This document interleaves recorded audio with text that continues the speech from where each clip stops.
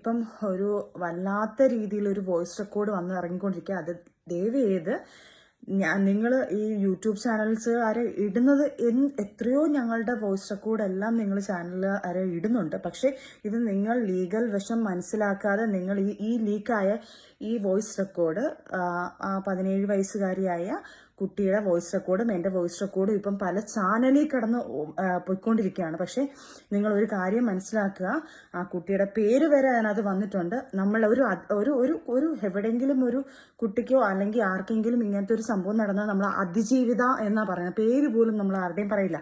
പിന്നെ ഇത് കേസ് നടക്കുന്ന സബ്ജക്റ്റ് ആയതുകൊണ്ട് ഞാൻ ഈ കാര്യം പോലും ഇങ്ങനൊരു സംഭവം നടന്നിട്ടേ ഉള്ളൂ. എനിക്ക് വേണമെങ്കിൽ ഇത് തെളിവിന് വേണമെങ്കിൽ അന്ന് എടുത്തിടാം, എവിടെ വേണമെങ്കിലും എനിക്ക് മീഡിയ എടുത്തിടാം. പക്ഷേ എനിക്കിത് കേസ് നടക്കുന്നതുകൊണ്ട് ഇത് ഇങ്ങനത്തെ ഒരു ലീഗൽ വശത്തിൽ ഇങ്ങനെ ചെയ്തുകൂടാ എന്നുള്ളത് അറിയാവുന്നത് കൊണ്ട് മാത്രമാണ് ഞാനിത് പ്ലേ ചെയ്യാത്തതും അല്ലെങ്കിൽ മറ്റുള്ളവർ കേൾപ്പിക്കാഞ്ഞതും. ഇത് എൻ്റെ വിശ്വാസത്തോടെ ഞാൻ 2 ചാനലിൽ കൊടുത്തിട്ടുണ്ടായിരുന്നു. കാരണം വെച്ച് കഴിഞ്ഞാൽ ഇത് എൻ്റെ സത്യാവസ്ഥ മനസ്സിലാക്കാൻ ഇതാണ് സംഭവം എന്ന് പറഞ്ഞുകൊണ്ട്. പക്ഷെ അവരും അത് തന്നെ അവരുടെ ലീഗൽ വശം അവർക്ക് അറിയാവുന്നതുകൊണ്ട് ആ ചാനലുകാർ ഇട്ടിട്ടില്ല, അവരും അത് പറയുന്നുണ്ട്. പിന്നെ ഈ സാധനവും മിസ്സായത് തികച്ചും ദിയാസനയുടെ കയ്യിൽ നിന്ന് തന്നെയാണ് പല യൂട്യൂബ് ചാനലിലും കയ്യിലെത്തിയെന്ന് ഞാൻ വിശ്വസിക്കുന്നുണ്ട്. കാരണം ഞാൻ സ്റ്റേഷനിൽ പറഞ്ഞതുപോലെ തന്നെ ഞങ്ങളുടെ പല തെളിവ് സഹിതം പല കാര്യങ്ങളും ദിയാസനയുടെ കയ്യിലുണ്ട്. ഞങ്ങൾ തന്നെ അവിടെ നിന്ന് ഞങ്ങൾ അവിടെയും ഇവിടെയും നിന്ന് കളിച്ച് ഞങ്ങൾ തമ്മിൽ അടി ഉണ്ടാക്കുന്ന സിറ്റുവേഷനിൽ പോലും വെൽ പ്ലാൻഡ് ആയിട്ടാണ്, ഫുൾ റെക്കോർഡ് ചെയ്യിച്ചിട്ടാണ് ഇതെല്ലാം പറയിപ്പിച്ച് വെളിയിലാക്കിക്കൊണ്ടിരിക്കുന്നത്. അപ്പൊ അദ്ദേഹം പറഞ്ഞ കാര്യം എന്നെ ട്രിഗർ ചെയ്യിപ്പിക്കുന്ന രീതിയിൽ ഓരോ കാര്യങ്ങൾ പറയും, ഞാൻ ഓരോന്ന് പറയും. അപ്പൊ അത് കേൾപ്പിച്ച് അദ്ദേഹത്തിനെ കേൾപ്പിക്കും. അപ്പൊ അയാൾക്ക് ട്രിഗർ ചെയ്തിട്ട് അയാൾ അത് അടുത്ത പുള്ളി വന്ന് അടുത്ത വോയിസ് റെക്കോർഡ് ഇറക്കും. ഇങ്ങനെ അങ്ങനത്തെ വോയിസ് റെക്കോർഡുകളൊക്കെ ഇറങ്ങുന്നതിന്റെ കാരണം നിങ്ങൾ മനസ്സിലാക്കുക, തികച്ചും ദിയാസനയുടെ കാര്യങ്ങൾ മറപ്പിക്കാൻ വേണ്ടിയിട്ട്.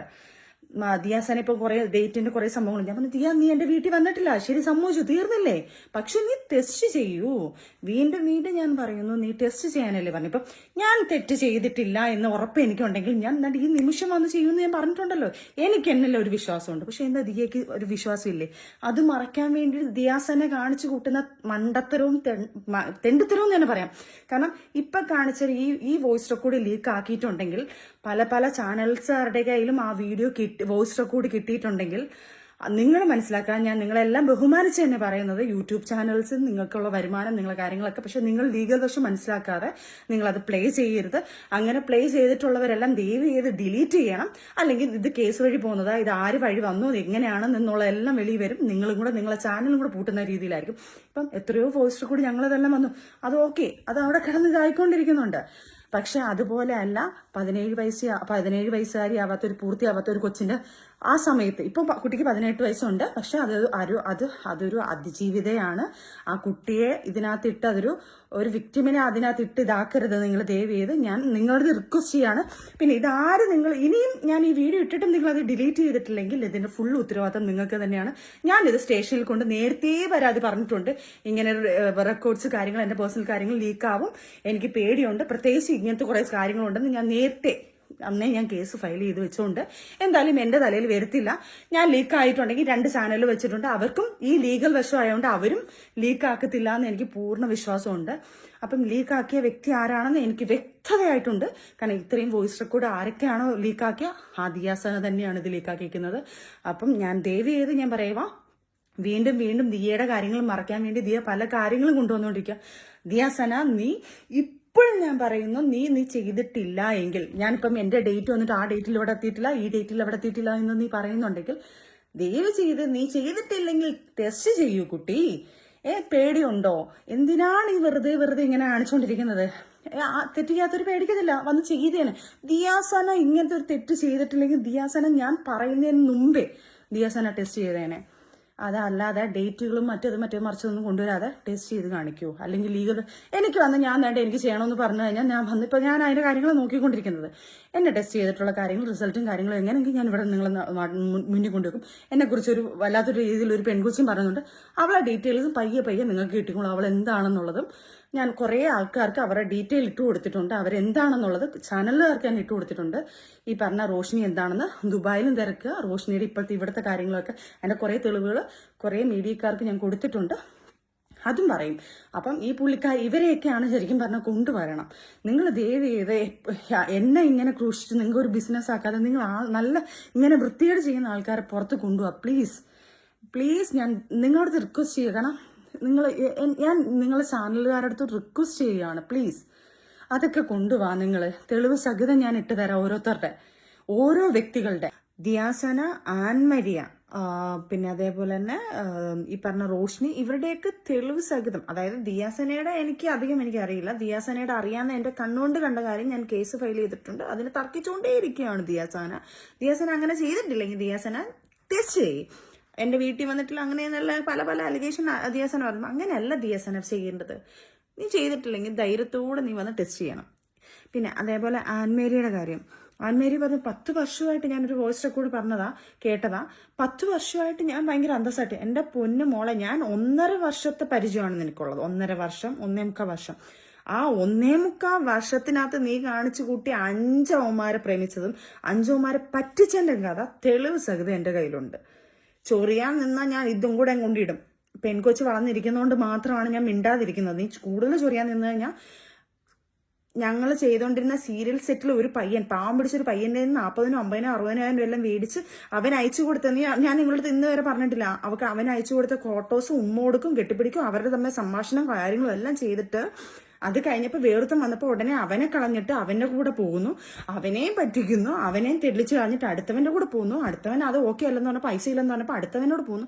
അങ്ങനെ 5 കഥകൾ തെളിവ്. ലാസ്റ്റ് ഒരു ആക്ടറിനെ നശിപ്പിച്ച്, ആ കുടുംബം പോയി നശിപ്പിച്ചതിന്റെ അവരെല്ലാം നിന്റെ അടുത്ത് റിവെഞ്ച് മൈൻഡിൽ തന്നെ നിൽക്കുന്നത്. അവരെ നശിപ്പിച്ച ആറാണങ്ങളിരുന്ന മോളെ. ഞാൻ പോലെ അല്ല അവരൊക്കെ ഇറങ്ങിക്കഴിഞ്ഞാൽ തീർന്ന മോളെ. ആണുങ്ങളാ, അവർക്ക് രീതിയിൽ ഇറങ്ങാന്നേ ഉള്ളൂ.